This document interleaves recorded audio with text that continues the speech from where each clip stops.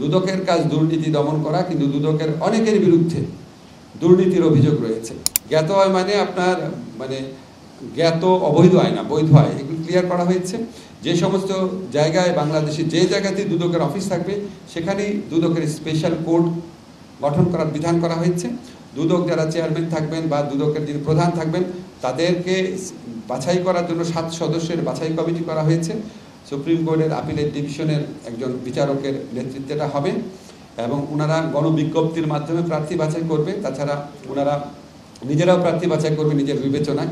সাক্ষাৎকার নেওয়া হবে প্রত্যেক যারা কমিশনার হতে চান বা আগ্রহ আছেন।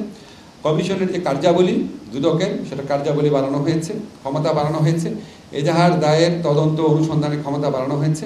এবং আমাদের আজকে আলোচনায় বলা হয়েছে সবই ঠিক আছে, কিন্তু দুদকের অভ্যন্তরীণ জবাবদিহিতাও প্রয়োজন রয়েছে। দুদকের কাজ দুর্নীতি দমন করা, কিন্তু দুদকের অনেকের বিরুদ্ধে দুর্নীতির অভিযোগ রয়েছে।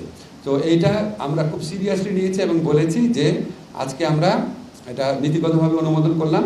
আইনটা চূড়ান্ত করার আগে দুদকের যে অভ্যন্তরীণ জবাবদিহিতার মেকানিজম সেটাকে আরও অনেক স্ট্রং করতে হবে।